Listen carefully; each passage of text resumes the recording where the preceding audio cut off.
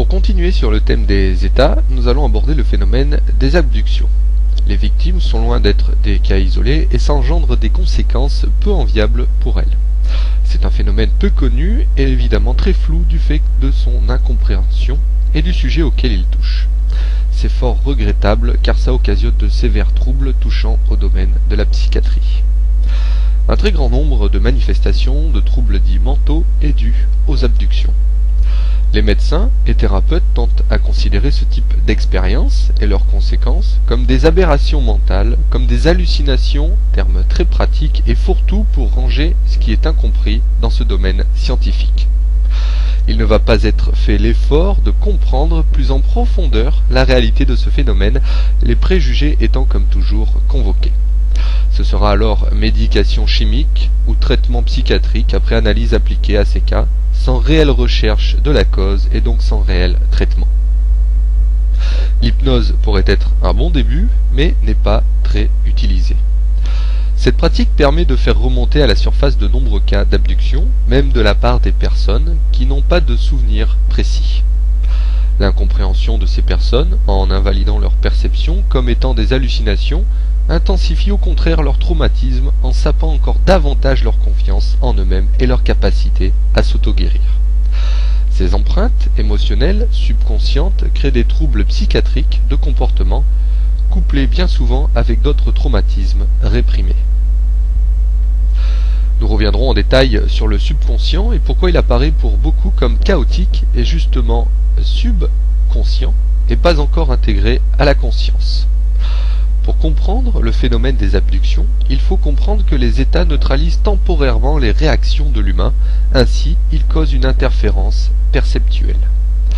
Pendant cette interférence, le corps mental, ou la faculté de perception dite mentale, est dissocié de la structure biologique.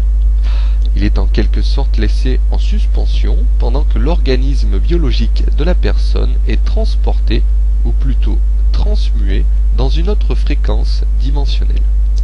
Ceci crée la sensation de dissociation dont témoignent les victimes et considérée par les thérapeutes comme des hallucinations alors qu'il s'agit d'expériences bien réelles.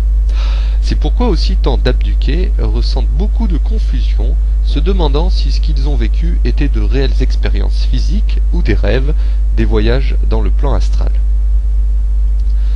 Par rapport aux fréquences respectives du corps mental et du corps biologique, l'expérience commence par une accélération de la fréquence vibratoire du corps mental, créant une sensation de moins grande densité, pendant que la fréquence du corps biologique est ralentie, de plus grande densité, sensation antagoniste perturbante car survenant dans le même espace-temps. Donc, c'est comme si le mental était placé dans le futur, alors que le corps biologique est placé dans le passé, la prématière. Après ça, la fréquence de ce dernier est brusquement augmentée, lui permettant d'accéder au futur, de cette forme à laquelle les états désirent parvenir pour manipulation, donc cette forme est différente de celle actuelle. Le problème avec ce genre d'expérience est justement l'interférence de plusieurs niveaux temporels, ce qui est appelé le passé, le présent et le futur, qui ne sont en fait que des illusions holographiques liées aux différents niveaux dimensionnels et qui sont en fait simultanées. Notion inconnue des thérapeutes. Donc la personne aura la sensation d'avoir physiquement vécu ces expériences, ce qui est vrai, mais comme ces événements touchent le futur, ils ne seront consciemment remémorés que lorsque le corps mental aura atteint le point, la même fréquence que ces événements, où il sera capable de traduire cette mémoire consciemment. Il n'en cause pas moins des troubles étant présents dans la mémoire cellulaire, mais sont difficilement appréhendables.